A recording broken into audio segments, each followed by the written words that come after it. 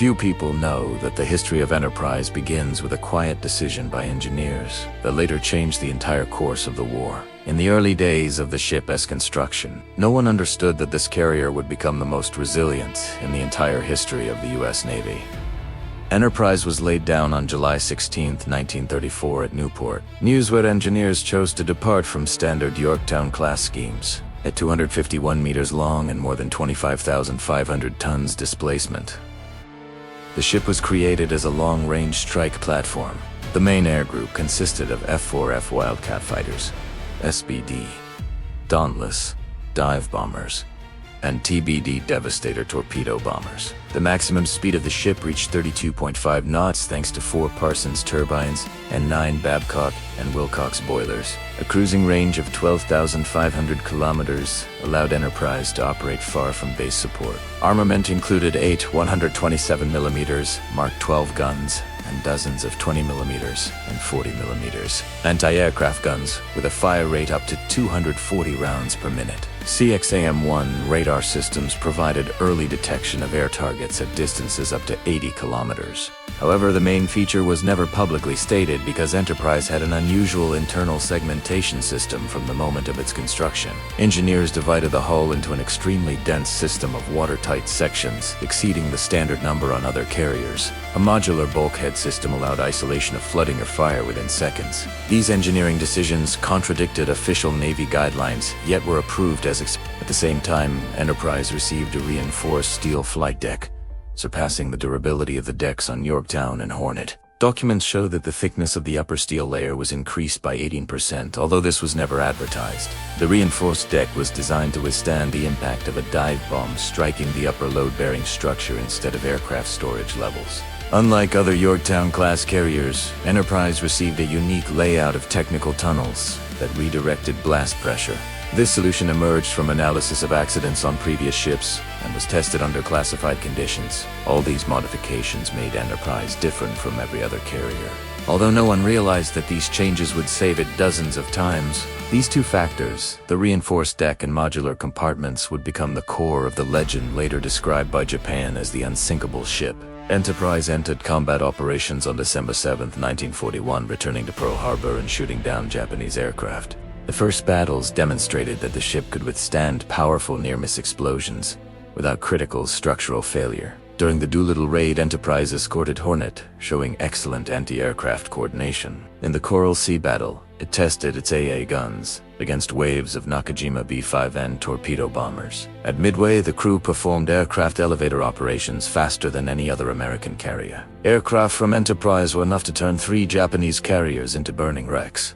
The ship endured multiple near misses from 250 and 500-pound bombs without deck penetration. The fire control system automatically shut fuel lines after every shock impact. Carbon dioxide systems in the hangar could lower temperatures by 300 degrees Celsius in under half a minute. During the Eastern Solomons battle, Enterprise took a direct hit, but the explosion did not penetrate below the upper deck. After the detonation, the crew sealed 3 compartments within 26 seconds, preventing loss of propulsion. During Guadalcanal, Enterprise became the main strike force, delivering over 70% of all air attacks. Fuel storage in the hangar used double wall tanks, reducing detonation risk. After a kamikaze attack, the ship suffered penetration of the top layer, but internal segmentation contained the fire. Japanese pilots identified Enterprise as the most difficult target among American ships. In 1943, the carrier was modernized with 40mm Bofors with a fire rate of 120 rounds per minute. The Bofors guns increased the chance of destroying enemy aircraft at ranges up to 2,000 meters.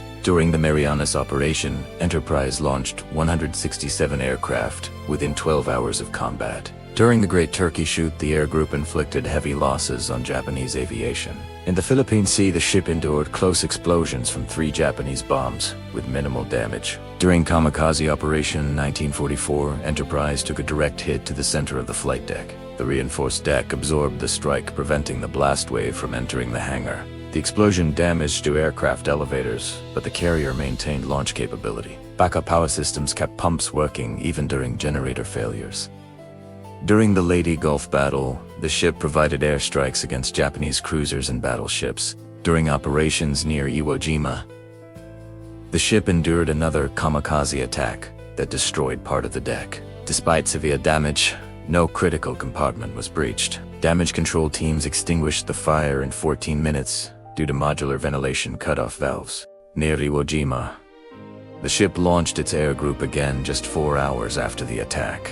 In 1945, Enterprise became the first U.S. carrier hit by a night kamikaze. The impact damaged the central section of the deck, but the load-bearing beams held. The hangar deck remained intact, allowing rapid-fire containment. Even after 3 attacks in one night, the ship retained 60% combat capability.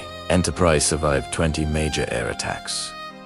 During the war, not once was the ship completely disabled. Japanese reports described Enterprise as a ghost carrier which reappeared after every destruction. The ship was attacked with bombs ranging from 250 to 800 pounds, including high explosive and armor-piercing. Only 3 bombs ever penetrated the upper deck layer, and none reached critical systems. The secret of its durability remained hidden in internal Navy technical archives.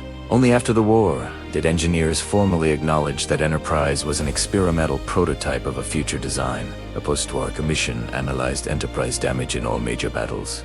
They found that the reinforced deck reduced explosion effects by an average of 37%. Compartment isolation occurred within 22 seconds on average, preserving buoyancy. Modular blocks allowed localized flooding without spreading to adjacent compartments. Comparison with Yorktown showed that it would have sunk under similar conditions. Even the night kamikaze strike failed to damage the main power lines. Fire resilience was enhanced by the absence of vertical flame channels. Enterprise became a prototype for future armored deck superstructures.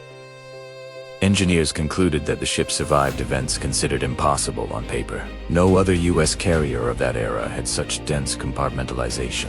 The average distance between modules was only 15 meters, reducing vulnerability. The reinforced deck absorbed blast energy and redistributed it to side beams. This allowed the crew to continue operations, even after severe hits. All these factors created a structural shock absorber effect. The Navy referred to Enterprise as a technical anomaly. In practice, the ship endured more bomb hits than any other American carrier. Not a single critical fuel conduit was damaged throughout the entire war. Aviation fuel was stored in deep double-walled subdeck compartments. Coda systems reduced fuel explosion risk to near zero. The engineering solutions formed an armored, monolithic effect. The ship returned from battles with damage that would have sunk others. This created the myth of immortality, though the reason was purely technical. In 1946, Enterprise was sent to reserve, and in 1958 decommissioned. Despite attempts to preserve the ship as a museum, funding was never secured. Enterprise was dismantled, although many admirals opposed the decision. Only then did engineers release the full technical report on CV-6 structural features. The report showed that Enterprise possessed a combination of design solutions unseen anywhere else. This made it the most decorated ship in U.S. history. No other carrier had such a low percentage of critical damage under so many attacks. Enterprise was effectively an experiment that accidentally became a legend. Its exceptional survival was the result of engineering intuition and structural boldness. The true secret of Enterprise was not luck, but the synergy of its reinforced deck and modular segmentation, which together made the ship nearly invulnerable and turned it into a technical symbol of its era.